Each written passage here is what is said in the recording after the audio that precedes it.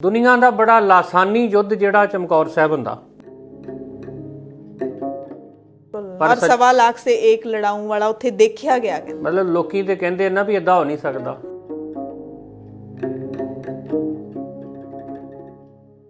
दस लाख फौज बहुत ज्यादा। पर 10 लाख दे सामने डट जाना दुनिया की तवारीख दे विच किते नहीं हैगा।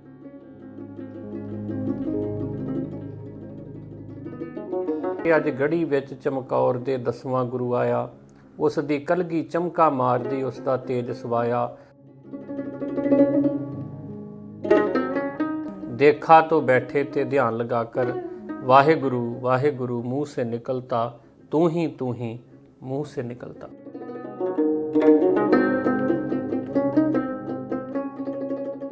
और इस गल का सच्चे पातशाह नूं भी निश्चा है कि इत्थे जंग होवेगी हुण ते साहिबजादियां ने भी इत्थे शहादतां पाउणीਆਂ।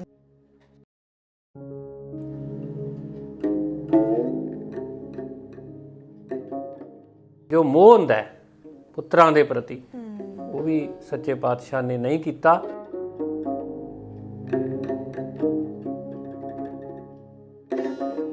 जदों उन्हें थोड़ा जिहा सिर कढ़िया, सच्चे पातशाह ने इहो जिहा तीर मारिया, नारखा जमीन ते पिया। जदों निकलदे होणगे 5 सिंह ते पता बाहर 10 लाख। कमाल दा जोश, कमाल दा जज्बा कह सकदे। और पता भी असीं पक्का मरना ही मरना, मौत तय वा।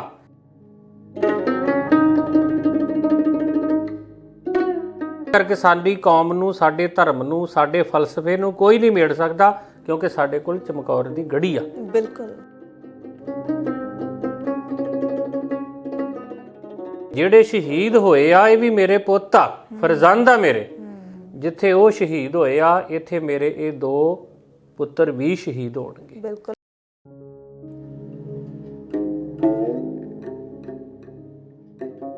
नाम का अजीत हूँ, जीता नहीं जाऊंगा।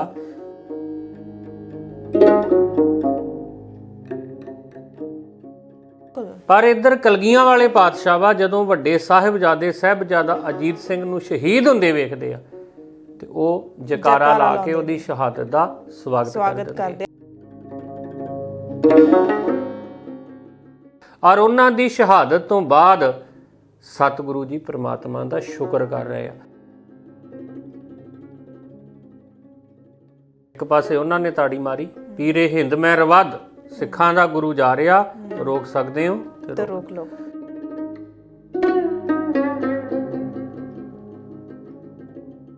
वाहिगुरु जी का खालसा, वाहिगुरु जी की फतेह। दा खालस टीवी देखने वाले साढ़े सारे दर्शकों का बहुत बहुत स्वागत है।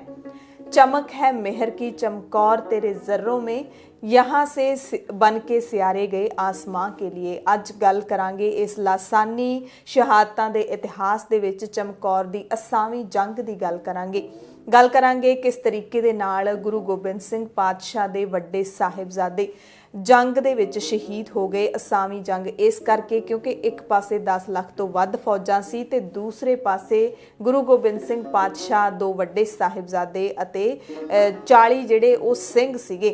ते जाणांगे गुरु साहिब दे वड्डे साहिबजादियां दी वीरता ते गुरु साहिब ने किस तरीके दे नाल अपनियां अखां दे मूहरे अपने वड्डे लाल शहीद करवा दिते।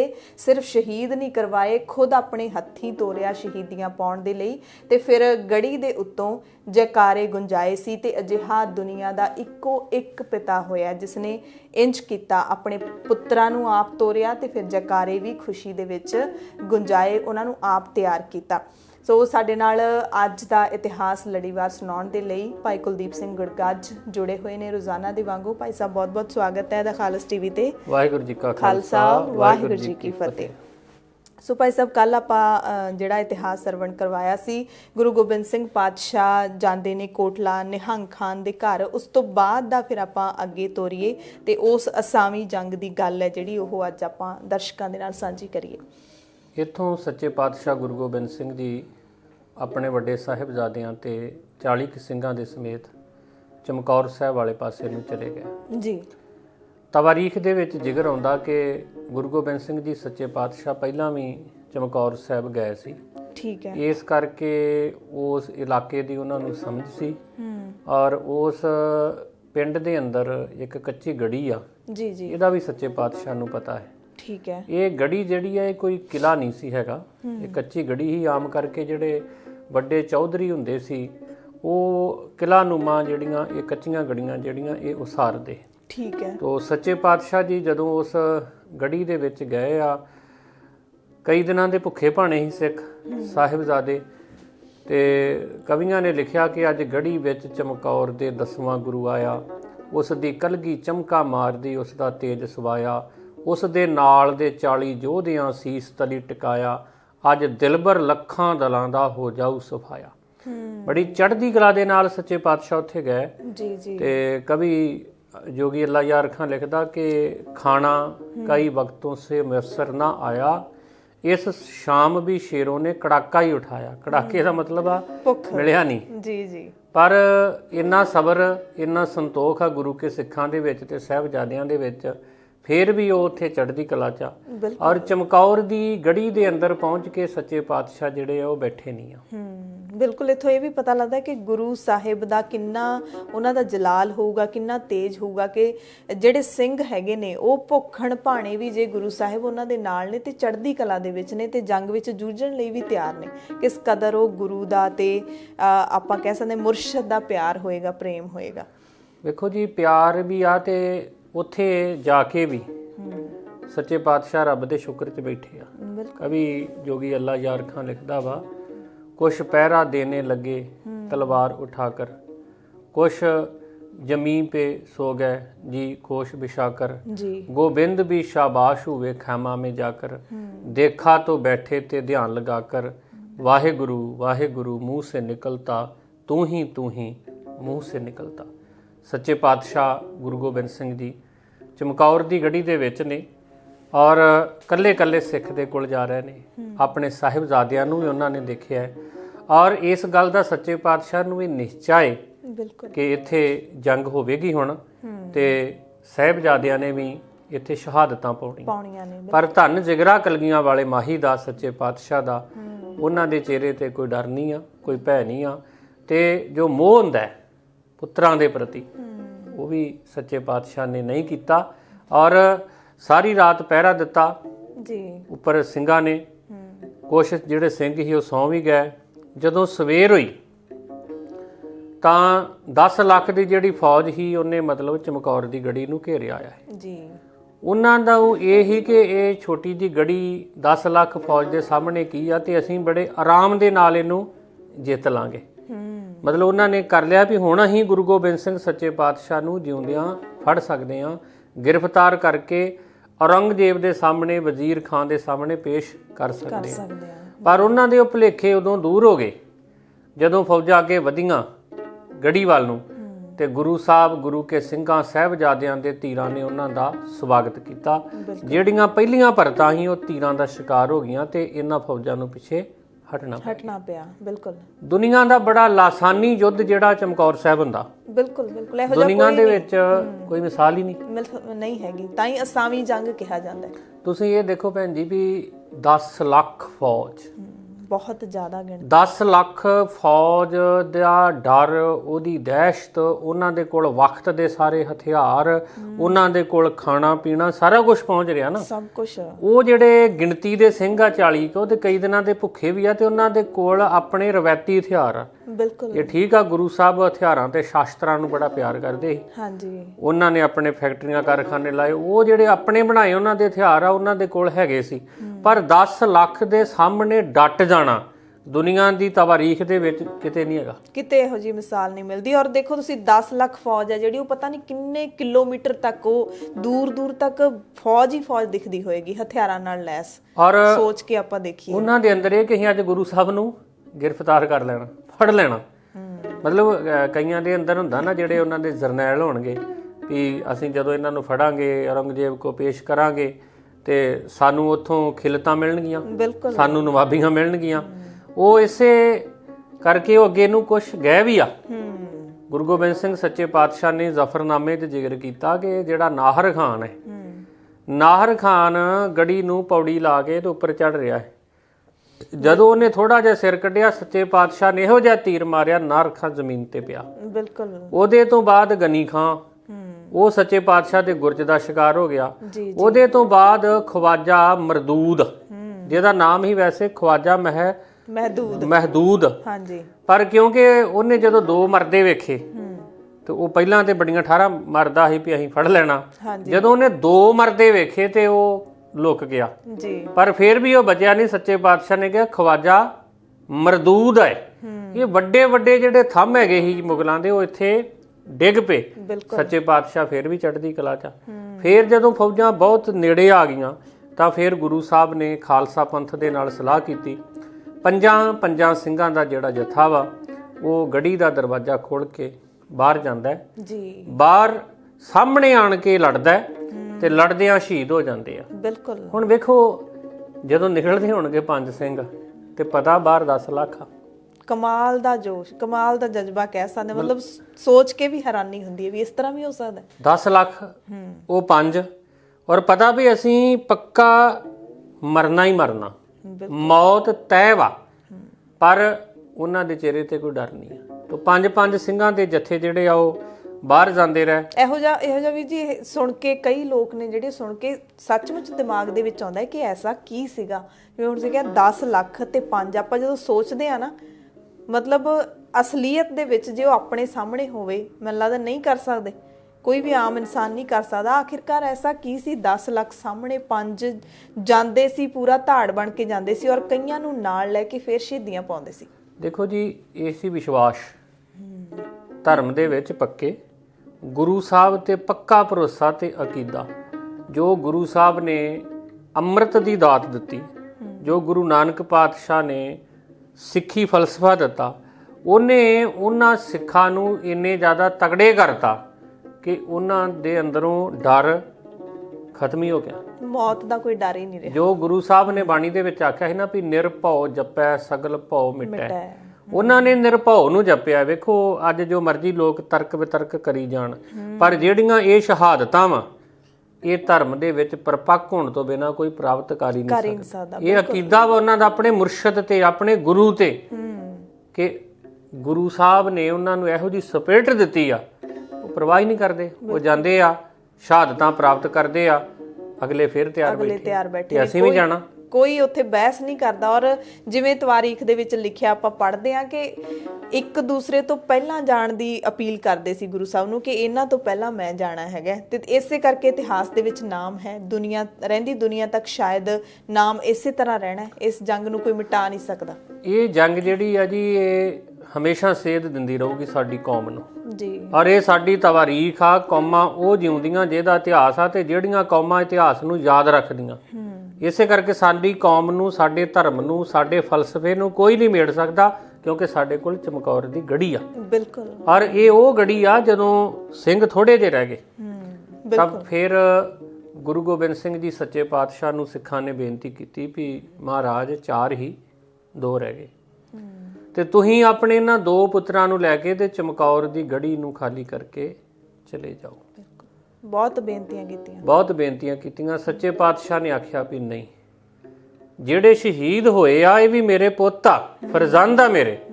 ਜਿੱਥੇ ਉਹ ਸ਼ਹੀਦ ਹੋਏ ਆ, ਇੱਥੇ ਮੇਰੇ ਇਹ 2 ਪੁੱਤਰ ਵੀ ਸ਼ਹੀਦ ਹੋਣਗੇ। ਬਿਲਕੁਲ। ਔਰ ਉਸ ਤੋਂ ਵੀ ਕਮਾਲ ਦੀ ਗੱਲ ਕਿ ਪੁੱਤਰ ਵੀ ਨਹੀਂ ਮੰਨ ਰਹੇ ਸੀ, ਉਹ ਵੀ ਕਹਿੰਦੇ ਕਿ ਅਸੀਂ ਸ਼ਹੀਦ ਹੋਣ ਜਾਣਾ। ਦੇਖੋ ਜੀ, ਸਾਹਿਬਜ਼ਾਦਾ ਅਜੀਤ ਸਿੰਘ ਸੱਚੇ ਪਾਤਸ਼ਾਹ ਗੁਰੂ ਗੋਬਿੰਦ ਸਿੰਘ ਜੀ ਦੇ ਕੋਲ ਜਾਂਦਾ ਹੈ ਤੇ ਜਾ ਕੇ ਬੇਨਤੀ ਕਰਦਾ ਵੀ ਸੱਚੇ ਪਾਤਸ਼ਾਹ ਮੈਨੂੰ ਆਗਿਆ ਦਿਓ। ਔਰ ਇਤਿਹਾਸ ਦੇ ਵਿੱਚ ਹੈ ਕਿ ਆਪ ਗੁਰੂ ਪਿਤਾ ਨੂੰ ਤਿਆਰ ਕਰਦੇ ਆ, ਤਿਆਰ ਕਰਕੇ 5 ਸਿੰਘ ਨਾਲ ਦੇ ਕੇ ਮੈਦਾਨੇ ਜੰਗ ਵੱਲ ਤੋਰ ਦਿੱਤਾ ਜਾਂਦਾ। ਔਰ ਉਮਰ ਦੇਖੋ 20 ਸਾਲ ਤੋਂ ਛੋਟੀ। ਵੇਖੋ ਜੀ, ਉਮਰ ਵੀ ਛੋਟੀ, ਫਿਰ ਜਜ਼ਬਾ।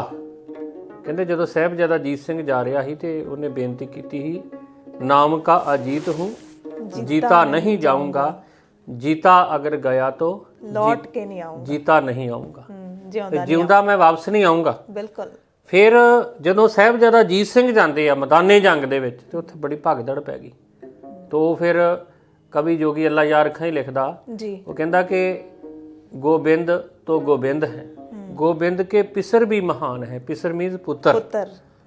जा अल्लाह किस मट्टी के बने जे लाल हैं, आगे आगे बढ़ते हैं, मौत से न डरते हैं, जख्मों से खून बह रहा ना जख्मों का ख्याल है। जा अल्लाह किस मट्टी के बने जे लाल हैं। तो साहिबजादा अजीत सिंह बड़ी बहादਰੀ ਦੇ ਨਾਲ ਲੜਿਆ ਔਰ ਸ਼ਹੀਦ ਹੁੰਦਾ ਮੈਦਾਨੇ ਜੰਗ ਦੇ ਵਿੱਚ।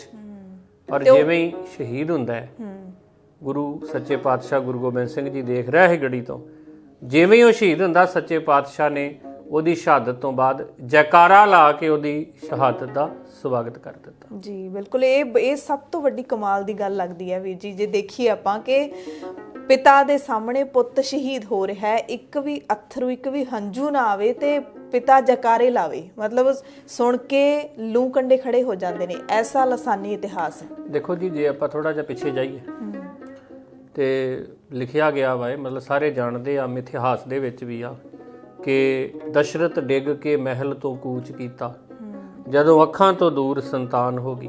ਦਸ਼ਰਥ ਦੇ ਜਿਹੜੇ ਪੁੱਤਰ ਸੀ ਉਹ ਤੇ ਬਨਵਾਸ ਤੇ ਗਏ, ਆ ਜਾਣਾ ਪਰ ਮੋਹ ਹੁੰਦਾ ਨਾ, ਉਹ ਜਿਵੇਂ ਹੀ ਮਤਲਬ ਉਹਦੀ ਅੱਖਾਂ ਤੋਂ ਦੂਰ ਹੋਏ ਤੇ ਉਹ ਕਹਿੰਦੇ ਵੀ ਉਹਨੇ ਮਹਿਲਾਂ ਤੋਂ ਛਾਲ ਮਾਰ ਕੇ ਜਾਨ ਦੇ ਦਿੱਤੀ। ਦਸ਼ਰਥ ਡਿੱਗ ਕੇ ਮਹਿਲ ਤੋਂ ਕੂਚ ਕੀਤਾ, ਜਦੋਂ ਅੱਖਾਂ ਤੋਂ ਦੂਰ ਸੰਤਾਨ ਹੋ ਗਈ, ਮਿਰਤੂ ਅਭਿਮਨੂ ਦੀ ਸੁਣੀ ਅਰਜਨ, ਢਿੱਲੀ ਹੱਥ ਚੋਂ ਤੀਰ ਕਮਾਨ ਹੋ ਗਈ। ਅਰਜਨ ਬੜਾ ਯੋਧਾ ਮੰਨਿਆ ਜਾਂਦਾ ਹੈ, ਪਰ ਜਦੋਂ ਉਹਨੂੰ ਪਤਾ ਲੱਗਦਾ ਮੇਰਾ ਪੁੱਤਰ ਅਭਿਮਨੂ ਮਾਰਿਆ ਗਿਆ, ਉਹਨੇ ਤੀਰ ਕਮਾਨ ਸੁੱਟਤਾ।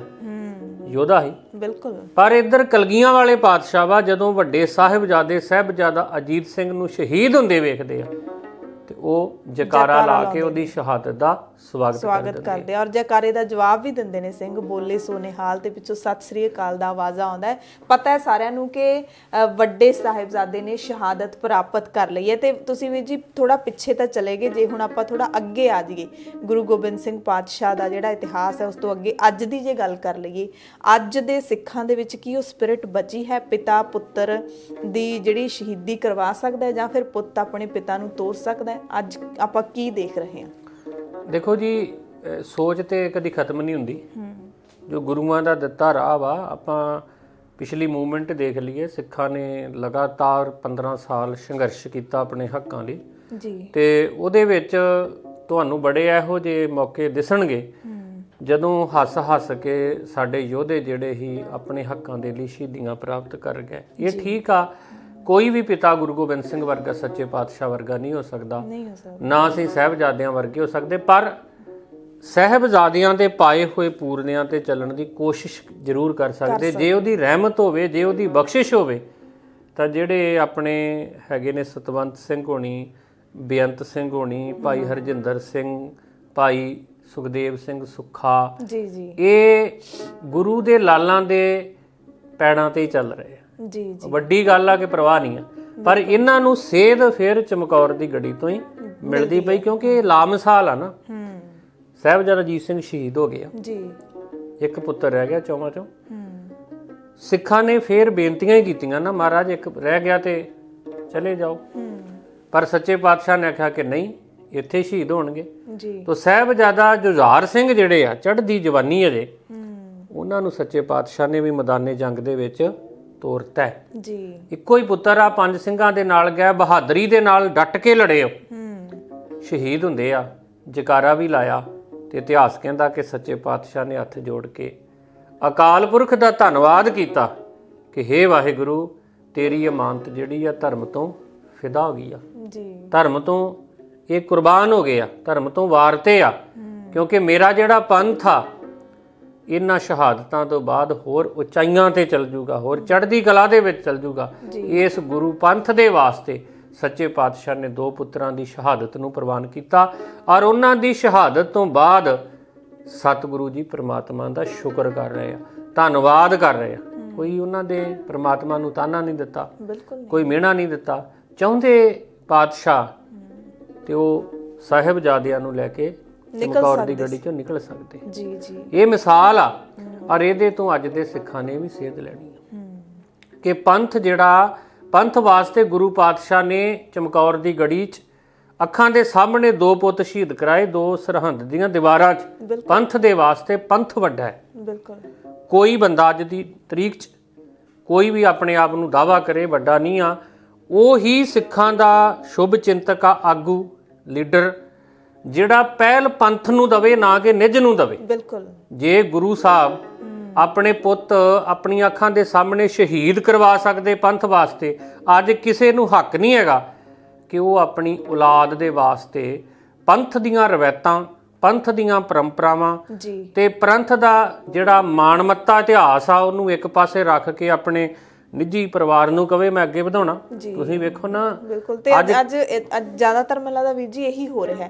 ਇਹ ਦੁਖਦਾਈ ਹੈ ਕਿ ਜ਼ਿਆਦਾਤਰ ਲੀਡਰ ਆਪਾਂ ਕਹਿ ਸਕਦੇ ਹਾਂ ਪੰਥ ਦੇ ਲੀਡਰ ਜਾਂ ਫਿਰ ਜਿਹੜੇ ਪੰਥਕ ਚਿਹਰੇ ਨੇ, ਜਿਹੜੇ ਸਿਆਸਤ ਦੇ ਵਿੱਚ ਵੀ ਜਾਂਦੇ ਨੇ, ਉਹਨਾਂ ਲਈ ਤਾਂ ਨਿੱਜ ਭਾਰੂ ਹੋਇਆ ਪਿਆ ਨਾ। ਨਿੱਜ ਵੀ ਇਸ ਹੱਦ ਤੱਕ ਭਾਰੂ ਆ ਜੀ ਵੀ ਜਦੋਂ ਤੇ ਇੱਥੇ ਹੱਕਾਂ ਦੀ ਗੱਲ ਚੱਲ ਰਹੀ, ਹਾਂਜੀ, ਇਹਨਾਂ ਬਹੁਤਿਆਂ ਨੇ ਆਪਣੇ ਪੁੱਤਰ, ਆਪਣੇ ਪਰਿਵਾਰ ਦੇ ਬੱਚੇ ਪੜ੍ਹਨ ਲਈ ਵਿਦੇਸ਼ਾਂ 'ਚ ਭੇਜਤੇ। ਜਿਵੇਂ ਹੀ ਇੱਥੇ ਇਹਨਾਂ ਲੋਕਾਂ ਨੇ ਗਦਾਰੀਆਂ ਕੀਤੀਆਂ, ਮਤਲਬ ਆਪਾਂ ਕਹਿੰਦੇ ਨਾ ਵੀ ਜਦੋਂ ਸ਼ਮਸ਼ਾਨ ਘਾਟ ਦੇ ਵਿੱਚ ਅੱਗ ਲੱਗਦੀ ਤੇ ਉਸ ਤੋਂ ਬਾਅਦ ਜਿਹੜੀ ਸ਼ਾਂਤੀ ਹੁੰਦੀ, ਜਿਹਨੂੰ ਇਹ ਸ਼ਾਂਤੀ ਕਹਿੰਦੇ, ਉਹ ਵਾਲੀ ਸ਼ਾਂਤੀ ਜਿਹਨੂੰ ਇਹ ਕਹਿੰਦੇ, ਉਹ ਜਦੋਂ ਆਈ ਫਿਰ ਇਹਨਾਂ ਨੇ ਇੱਥੇ ਉਹਨਾਂ ਨੂੰ ਲਿਆਂਤਾ। ਫਿਰ ਇਹ ਚਾਹੁੰਦੇ ਵੀ ਰਾਜਗੱਦੀਆਂ ਇਹਨਾਂ ਨੂੰ ਮਿਲਣ। ਇਹਨਾਂ ਨੂੰ ਚੇਤੇ ਰੱਖਣਾ ਚਾਹੀਦਾ ਵੀ ਜੇ ਇਹ ਗੁਰੂ ਗੋਬਿੰਦ ਸਿੰਘ ਸੱਚੇ ਪਾਤਸ਼ਾਹ ਦਾ ਪੰਥ ਆ, ਜਿਹਦੇ ਵਿੱਚ ਸੱਚੇ ਪਾਤਸ਼ਾਹ ਨੇ ਪੁੱਤ ਸ਼ਹੀਦ ਕਰਵਾਏ ਅੱਖਾਂ ਦੇ ਸਾਹਮਣੇ, ਜੇ ਇਹ ਗੁਰੂ ਪਿਤਾ ਦੇ ਸਿਧਾਂਤ ਤੋਂ ਥਿੜਕਣਗੇ ਤੇ ਹਾਲ ਇਹਨਾਂ ਦਾ ਬੁਰਾ ਹੋਣਾ। ਔਰ ਆਪਾਂ ਦੇਖ ਰਹੇ ਹਾਂ ਕੀ ਹਾਲ ਆ, ਕਿਉਂਕਿ ਜੇ ਅਸੀਂ ਪੰਥ ਨੂੰ ਛੱਡ ਕੇ ਨਿੱਜ ਨੂੰ ਪਹਿਲ ਦੇਵਾਂਗੇ ਅਸੀਂ ਫਿਰ ਖਤਮ ਹੋ ਜਾਾਂਗੇ। ਕੋਈ ਕਿੱਡਾ ਵੱਡਾ ਵੀ ਆ ਉਹ ਮਿੱਟੀ 'ਚ ਮਿਲ ਜਾਂਦਾ। ਤੋ ਇਹਨਾਂ ਨੂੰ ਜ਼ਰੂਰ ਸੋਚਣਾ ਚਾਹੀਦਾ, ਆਗੂਆਂ ਨੂੰ ਵੀ। ਪੰਥ ਦੀ ਗੱਲ ਕਰੀਏ, ਪੰਥ ਆ ਤੇ ਅਸੀਂ ਆ। ਬਿਲਕੁਲ। ਔਰ ਆਪਣੇ ਸਾਹਮਣੇ ਹੁੰਦਾ ਹੈ ਕਿ ਜੇ ਅਸੀਂ ਆਪਣੇ ਆਪ ਬਾਰੇ ਸੋਚਦੇ ਹਾਂ, ਜਿਹੜੇ ਵੀ ਲੀਡਰਾਂ ਨੇ ਆਪਣੇ ਆਪ ਬਾਰੇ ਸੋਚਿਆ, ਇੱਥੇ ਹੀ ਖਤਮ ਹੋ ਜਾਂਦਾ ਰਿਹਾ ਸਾਰਾ ਕੁਝ, ਆਪਣੇ ਸਾਹਮਣੇ ਹੀ ਹੋ ਜਾਂਦਾ ਹੈ। ਪਤਾ ਨਹੀਂ ਐਸਾ ਕੀ ਲਾਲਚ ਹੈ ਜਿਹੜਾ, ਚਲੋ ਗੁਰੂ ਸਾਹਿਬ ਸਭ ਨੂੰ ਸਮਤ ਬਖਸ਼ਣ। ਤੇ ਵੀਰ ਜੀ ਫਿਰ ਉਸ ਤੋਂ ਬਾਅਦ ਦੋਵੇਂ ਸਾਹਿਬਜ਼ਾਦੇ ਸ਼ਹੀਦ ਹੋ ਜਾਂਦੇ ਨੇ, ਕਿਉਂਕਿ ਜੇ 5-5 ਦੇ ਜਥੇ ਗਏ ਨੇ ਤਾਂ 40 ਸਿੰਘ, 2 ਸਾਹਿਬਜ਼ਾਦੇ, 8 ਜਥੇ ਨੇ ਜਿਹੜੇ ਉਹ ਬਣੇ ਹੋਣਗੇ। ਤੇ ਕਿੰਨੇ ਕੁ ਦੁਸ਼ਮਣ ਦੀਆਂ ਕਿੰਨੀਆਂ ਕੁ ਫੌਜਾਂ ਨੇ ਜਿਹੜੀਆਂ ਉਹਨਾਂ ਨੂੰ ਖਤਮ ਕਰਕੇ ਸ਼ਹੀਦੀਆਂ ਪਾਈਆਂ, ਗਿਣਤੀ ਕੋਈ ਮਿਲਦੀ ਹੈ? ਨਹੀਂ ਜੀ, ਗਿਣਤੀ ਮਿਣਤੀ ਤੇ ਹੋ ਹੀ ਨਹੀਂ ਸਕਦੀ। ਇੰਨੇ ਜ਼ਿਆਦਾ ਹੀ ਮਾਰਤੇ ਵੀ ਗਿਣਤੀ ਹੋ ਹੀ ਨਹੀਂ ਸਕਦੀ, ਇੰਨੇ ਜ਼ਿਆਦਾ ਖਤਮ ਕੀਤੇ। ਤੁਸੀਂ ਵੇਖੋ, ਇੱਕ ਪੂਰਾ ਦਿਨ 10 ਲੱਖ ਫੌਜ ਦਾ ਡਟ ਕੇ ਮੁਕਾਬਲਾ ਕਰਨਾ, ਔਰ ਪੂਰਾ ਦਿਨ ਜੇ ਲੜਾਈ ਹੋਈ ਆ ਜੀ, ਜੇ ਸਾਡੇ 40-42 ਸ਼ਹੀਦ ਹੋਏ ਆ ਤੇ ਉੱਥੇ ਤੇ ਲਾਸ਼ਾਂ ਦੀਆਂ ਢੇਰੀਆਂ ਹੀ ਲੱਗੀਆਂ ਹੋਣਗੀਆਂ। ਬਿਲਕੁਲ। ਔਰ ਇਸੇ ਗੱਲੋਂ ਉਹ ਬਹੁਤ ਜ਼ਿਆਦਾ ਗੁੱਸੇ ਦੇ ਵਿੱਚ ਵੀ ਹੁਣ ਤੇ ਤੈਸ ਨਹਿਸ ਹੀ ਕਰ ਦੋ। ਬਿਲਕੁਲ। ਔਰ 1.25 ਲੱਖ ਸੇ ਇੱਕ ਲੜਾਉਣ ਵਾਲਾ ਉੱਥੇ ਦੇਖਿਆ ਗਿਆ। ਮਤਲਬ ਲੋਕੀ ਤੇ ਕਹਿੰਦੇ ਨਾ ਵੀ ਏਦਾਂ ਹੋ ਨਹੀਂ ਸਕਦਾ। ਉਹ ਚਮਕੌਰ ਦੀ ਗੜੀ 'ਚ ਜਾ ਕੇ ਸਾਡਾ ਇਤਿਹਾਸ ਪੜ੍ਹ ਲੈਣ, ਤਵਾਰੀਖ ਨੂੰ ਵੇਖ ਲੈਣ।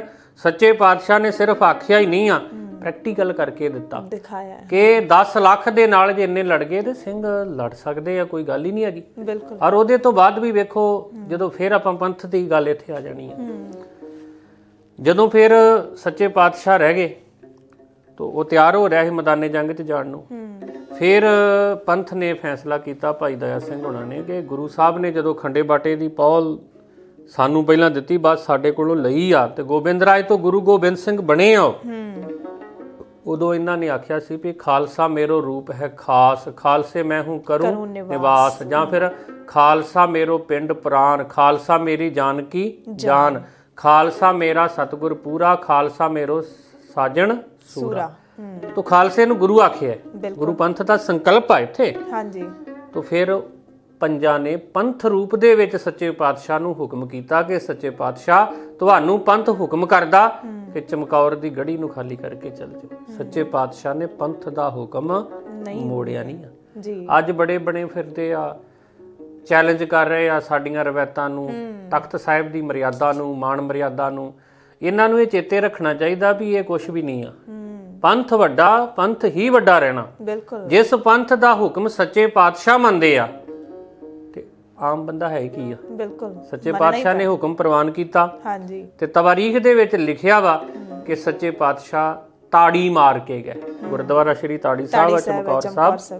ਇੱਕ ਪਾਸੇ ਉਹਨਾਂ ਨੇ ਚਮਕੌਰ ਦੀ ਗੜੀ ਛੱਡਣ ਤੋਂ ਪਹਿਲਾਂ ਸੱਚੇ ਪਾਤਸ਼ਾਹ ਵਰਗੀ ਡੀਲ ਡੋਲ ਹੀ ਭਾਈ ਸੰਗਤ ਸਿੰਘ ਦੀ, ਜੋ ਤਵਾਰੀਖ 'ਚ ਲਿਖਿਆ ਜੀ, ਉਹਨਾਂ ਦੇ ਸੀਸ ਦੇ ਉੱਤੇ ਕਲਗੀ ਤੇ ਤੋੜਾ ਸਜਾਇਆ। ਸੱਚੇ ਪਾਤਸ਼ਾਹ ਵਰਗੀ ਉਹਨੇ ਪੋਸ਼ਾਕ ਪਾਈ, ਉਹ ਉੱਪਰ ਬੈਠ ਗਏ। ਇੱਕ ਪਾਸੇ ਉਹਨਾਂ ਨੇ ਤਾੜੀ ਮਾਰੀ, ਪੀਰੇ ਹਿੰਦ ਮੈਂ ਰਵੱਧ, ਸਿੱਖਾਂ ਦਾ ਗੁਰੂ ਜਾ ਰਿਹਾ, ਰੋਕ ਸਕਦੇ ਹੋ ਤੇ ਰੋਕ ਲਓ। ਇੱਕ ਪਾਸੇ ਭਾਈ ਦਇਆ ਸਿੰਘ ਨੇ ਤਾੜੀ ਮਾਰੀ, ਪੀਰੇ ਹਿੰਦ ਮੈਂ ਰਵੱਧ, ਇੱਕ ਪਾਸੇ ਭਾਈ ਮਾਨ ਸਿੰਘ ਤਾੜੀ ਮਾਰਦੇ ਆ, ਇੱਕ ਪਾਸੇ ਸੱਚੇ ਪਾਤਸ਼ਾਹ ਗੁਰੂ ਗੋਬਿੰਦ ਸਿੰਘ ਤਾੜੀ ਮਾਰ ਕੇ ਜਾਂਦੇ ਆ ਵੀ ਸਿੱਖਾਂ ਦਾ ਗੁਰੂ ਜਾ ਰਿਹਾ, ਰੋਕ ਸਕਦੇ ਹੋ, ਰੋਕ ਦੋ। ਲੋਕੇ ਨਹੀਂ ਗਏ, ਤਾੜੀ ਮਾਰ ਕੇ ਗਏ ਔਰ ਸੱਚੇ ਪਾਤਸ਼ਾਹ ਚੱਲ ਗਏ। ਔਰ ਜਦੋਂ ਜਾ ਰਿਹਾ ਸੀ ਨਾ, ਇਹ ਸਾਡੇ ਕੌਮ ਦੇ ਆਗੂਆਂ ਨੂੰ, ਜਿਹੜੇ ਅੱਜ ਸੋ ਕਾਲਡ ਆਪਣੇ ਆਪ ਨੂੰ ਪੰਥਕ ਕਹਿ ਰਹੇ ਆ, ਇਹਨਾਂ ਨੂੰ ਚਮਕੌਰ ਦੀ ਗੜੀ ਦਾ ਜਿਹੜਾ ਵਾਕਿਆ ਇਹ ਚੇਤੇ ਰੱਖਣਾ ਚਾਹੀਦਾ। ਜੀ ਜੀ। ਵੇਖੋ ਸੱਚੇ ਪਾਤਸ਼ਾਹ ਜਦੋਂ ਜਾ ਰਿਹਾ ਸੀ ਨਾ, ਤੇ ਇਤਿਹਾਸਕਾਰਾਂ ਨੇ ਲਿਖਿਆ ਕਿ ਭਾਈ ਦਇਆ ਸਿੰਘ ਮਗਰੀ, ਤੇ ਉਹ ਜਦੋਂ ਜਾ ਰਿਹਾ ਸੀ ਤੇ ਭਾਈ ਦਇਆ ਸਿੰਘ ਦੇ ਕਹਿੰਦੇ ਪੈਰ ਨੂੰ ਠੋਕਰ ਵੱਜੀ, ਦੇਖਿਆ ਤੇ ਸਾਹਿਬਜ਼ਾਦਿਆਂ ਦੀਆਂ ਲਾਸ਼ਾਂ ਪਈਆਂ, ਅਰਥੀਆਂ ਪਈਆਂ, ਸਾਹਿਬਜ਼ਾਦਾ ਅਜੀਤ ਸਿੰਘ, ਸਾਹਿਬਜ਼ਾਦਾ ਜੁਝਾਰ ਸਿੰਘ। ਹੁਣ ਗੁਰੂ ਦਾ ਸਿੱਖ ਆ ਨਾ, ਉਹ ਸਿੱਖ ਦੀ ਭਾਵਨਾ ਵਾ। ਭਾਈ ਦਇਆ ਸਿੰਘ ਦੇ ਕੋਲੋਂ ਰਿਹਾ ਨਹੀਂ ਗਿਆ ਤੇ ਉਹ ਆਪਣਾ ਕਮਰ ਕੱਸਾ ਖੋਲ ਕੇ ਤੇ ਸਾਹਿਬਜ਼ਾਦਿਆਂ ਦੇ ਉੱਤੇ ਪਾਉਣ ਲੱਗੇ। ਤੇ ਗੁਰੂ ਗੋਬਿੰਦ ਸਿੰਘ ਸੱਚੇ ਪਾਤਸ਼ਾਹ ਨੇ ਆਖਿਆ ਵੀ ਕਾਹਤੋਂ ਰੋਕ ਕੇ ਇਹਨੂੰ ਨਾ, ਸਾਰੇ ਨੂੰ ਕਿਸੇ ਕਵੀ ਨੇ ਬੜਾ ਸੋਹਣਾ ਕਲਮਬੰਦ ਕੀਤਾ, ਗੱਲਬਾਤ ਕਰਾਈ ਜੀ। ਸੁਣ ਕਰ ਜਦੋਂ ਭਾਈ ਦਇਆ ਸਿੰਘ ਨੂੰ ਸੱਚੇ ਪਾਤਸ਼ਾਹ ਪੁੱਛਦੇ ਆ ਕਿ ਕਿਉਂ ਰੋਗਿਆ, ਉਹ ਕਹਿੰਦਾ ਮਹਾਰਾਜ ਜੇ ਇਹ ਅਨੰਦਪੁਰ ਸਾਹਿਬ ਸ਼ਹੀਦ ਹੋਏ ਹੁੰਦੇ ਤੇ ਕੀਮਤੀ ਦੁਸ਼ਾਲੇ ਇਹਨਾਂ ਦੇ ਉੱਤੇ ਅਰਪਣ ਹੋਣੇ। ਦੁਨੀਆ ਦੇ ਵਿੱਚ ਕੋਈ ਇਹੋ ਜਿਹਾ ਬਾਪ ਨਹੀਂ ਆ ਜਦੋਂ ਉਹਦਾ ਪੁੱਤ ਚੜ੍ਹਾਈ ਕਰ ਜੇ ਤੇ ਉਹ ਆਪਣੇ ਪੁੱਤ ਦੀ ਲਾਸ਼ ਤੇ ਕਫਨ ਵੀ ਨਾ ਪਾਵੇ। ਉਹਨੇ ਆਖਿਆ ਮਹਾਰਾਜ ਮੈਂ ਕਮਰ ਕੱਸਾ ਖੋਲ ਕੇ ਤੇ ਕਫਨ ਪਾਉਣ ਲੱਗਾ। ਸੱਚੇ ਪਾਤਸ਼ਾਹ ਨੇ ਸਾਰੀ ਗੱਲ ਸੁਣੀ ਤੇ ਉਹਨਾਂ ਨੇ ਫਿਰ ਜਵਾਬ ਦਿੱਤਾ, ਸੁਣ ਕਰ ਬਾਤ ਗੁਰੂ ਜੀ ਬੋਲੇ, ਕਹਿਣ ਲੱਗੇ ਸੁਣ ਗੁਰ ਸਿੱਖਾ, ਧਰਮ ਕੀ ਰਾਹ पे जो है मरते, नहीं कफन उनकी किस्मत में लिखा, शहीद के मुंह पे कफन का पर्दा, शहादत का दस्तूर नहीं है, केवल मेरा बेटा कफन में लेटे, जय मुझको मंजूर नहीं है। फिर उत्थे बड़े शहीद होए न सिंह, बिल्कुल। उन्हां वल वेख के सच्चे पातशाह ने आख्या, और भी कितने लाल है मेरे, जिन्होंने जहां शहीदी पाई, पुरजा पुरजा कट मरे, लेकिन ना दुश्मन को पिठ दिखलाई, फिर एक के साथ प्यार जताना, जय कहीं का इंसाफ नहीं है, बेटों बेटों में जो फर्क समझे, ऐसा भी कोई बाप नहीं है। ਅਸੀਂ ਐਵੇਂ ਨਹੀਂ ਸੱਚੇ ਪਾਤਸ਼ਾਹ ਗੁਰੂ ਗੋਬਿੰਦ ਸਿੰਘ ਨੂੰ ਪਿਓ ਕਹਿੰਦੇ, ਆਪਣਾ ਪਿਤਾ ਕਹਿੰਦੇ, ਔਰ ਉਹਨਾਂ ਨੇ ਪਿਤਾ ਬਣ ਕੇ ਦਿਖਾਇਆ ਨਾ, ਕੋਈ ਫਰਕ ਨਹੀਂ ਕੀਤਾ। ਮੈਂ ਪ੍ਰੋਫੈਸਰ ਪ੍ਰੀਤਮ ਸਿੰਘ ਹੁਣਾਂ ਦੀ ਕਿਤਾਬ ਪੜ੍ਹ ਰਿਹਾ ਸੀ, 10ਵਾਂ ਗੁਰੂ ਨਾਨਕ ਜੀ। ਉਹਦੇ 'ਚ ਉਹਨਾਂ ਨੇ ਇੱਕ ਗੱਲ ਕੋਟ ਕੀਤੀ ਆ ਵੀ ਜਦੋਂ ਚੀਨ ਦੇ ਨਾਲ ਲੜਾਈ ਲੱਗੀ ਤੇ ਪੰਡਿਤ ਜਵਾਹਰ ਲਾਲ ਨਹਿਰੂ ਨੇ ਨਾਅਰਾ ਦਿੱਤਾ, ਜਵਾਨੋ ਸਰਹੰਦਾਂ ਤੇ ਚੱਲੋ, ਤੁਹਾਡੀ ਬੜੀ ਲੋੜ ਆ। ਤੇ ਉਹ ਕਹਿੰਦੇ ਵੀ ਉਹਦੇ ਘਰੇ 2 ਜਵਾਨ, ਉਹਦੀ ਧੀ ਦੇ ਪੁੱਤ ਰਾਜੀਵ ਗਾਂਧੀ ਤੇ ਸੰਜੇ ਗਾਂਧੀ ਬੈਠੇ। ਉਹਨੇ ਬਾਹਰ ਦੇ ਲੋਕਾਂ ਨੂੰ ਨਾਅਰਾ ਦਿੱਤਾ ਵੀ ਜਵਾਨੋ ਬਾਰਡਰ ਤੇ ਚੱਲੋ, ਸਰਹੰਦਾਂ ਤੇ ਚੱਲੋ, ਹੱਦਾਂ ਤੇ ਚੱਲੋ, ਬੜੀ ਲੋੜ ਆ। ਉਹ ਘਰ 'ਚ ਜਿਹੜੇ ਜਵਾਨ ਉਹਦੇ 2 ਦੋਤਰੇ, ਉਹਨਾਂ ਨੂੰ ਨਹੀਂ ਆਖਿਆ ਵੀ ਤੁਸੀਂ ਬਾਰਡਰ ਤੇ ਚੱਲੋ। ਜੇ ਤੋਰ ਦਿੰਦੇ ਤੇ ਸ਼ਾਇਦ ਹੋਰ ਜੋਸ਼ ਆ ਜਾਂਦਾ ਤੇ ਚਾਈਨਾ ਤੋਂ ਜਿੱਤ ਹੀ ਜਾਂਦੇ। ਮਤਲਬ ਬੜੀ ਵੱਡੀ ਗੱਲ ਹੈ ਨਾ, ਉਹ ਨਹੀਂ ਤੋਰੇ, ਕੋਈ ਵੀ ਨਹੀਂ ਤੋਰਦਾ ਅੱਜ, ਮਤਲਬ ਕੋਈ ਤੋਰਦਾ। ਸੱਚੇ ਪਾਤਸ਼ਾਹ ਗੁਰੂ ਗੋਬਿੰਦ ਸਿੰਘ ਨੇ ਹੱਥੀਂ ਪੁੱਤ ਤੋਰੇ, ਅੱਖਾਂ ਦੇ ਸਾਹਮਣੇ ਸ਼ਹੀਦ ਕਰਵਾਏ, ਰੱਬ ਦਾ ਸ਼ੁਕਰ ਕੀਤਾ। ਉਹਦੇ ਤੋਂ ਬਾਅਦ ਜੇ ਸਿੱਖ ਕਹਿੰਦਾ ਕਫਨ ਪਾਉਣਾ ਤੇ ਕਹਿੰਦੇ ਨਹੀਂ, ਜੇ ਇਹਨਾਂ ਗੁਰੂ ਦੇ ਬਾਕੀ ਸਿੰਘਾਂ ਪੁੱਤਰਾਂ ਤੇ ਤੇਰੇ ਕੋਲ ਕਫਨ ਪਾਉਣ ਲਈ ਹੈਗਾ ਤੇ ਤਾਂ ਪਾਈ, ਵਿਤਕਰਾ ਨਹੀਂ ਕਰਨਾ। ਅੱਜ ਦੇ ਜਿਹੜੇ ਆਗੂ ਆ ਇਹ ਕੀ ਕਰਨਗੇ? ਅੱਜ ਆਪਾਂ ਵੇਖਦੇ ਪੰਥ ਨੂੰ ਘੇਰਿਆ ਗਿਆ, ਸਾਨੂੰ ਉਹ ਸ਼ਕਤੀਆਂ ਲਲਕਾਰ ਰਹੀਆਂ ਵਾ ਜਿਹੜੀਆਂ ਥਰ-ਥਰ ਕੰਬਦੀਆਂ ਸੀ ਸਿੱਖਾਂ ਤੋਂ। ਪਰ ਕਿਉਂ? ਕਿਉਂਕਿ ਸਾਡੇ ਜਿਹੜੇ ਆਗੂ ਆ ਇਹ ਗੁਰੂ ਪੰਥ ਦੇ ਰਾਹ ਤੋਂ ਭਟਕ ਗਏ।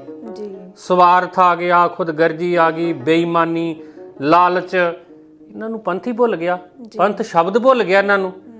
ਮੌਕਾ ਪ੍ਰਸਤ ਕਦੀ ਕਦੀ ਬੋਲਣਗੇ, ਇਹਨਾਂ ਨੂੰ ਚੇਤੇ ਰੱਖਣਾ ਚਾਹੀਦਾ, ਖੁਦਗਰਜੋ ਤੇ ਬੇਈਮਾਨੋ ਆਗੂਓ, ਸੱਚੇ ਪਾਤਸ਼ਾਹ ਨੇ ਪੰਥ ਦੀਆਂ ਨੀਹਾਂ 'ਚ ਪੁੱਤਰ ਸ਼ਹੀਦ ਕਰਵਾਏ ਆ, ਪਾਏ ਆ, ਕਫਨ ਤੱਕ ਨਹੀਂ ਪਾਇਆ।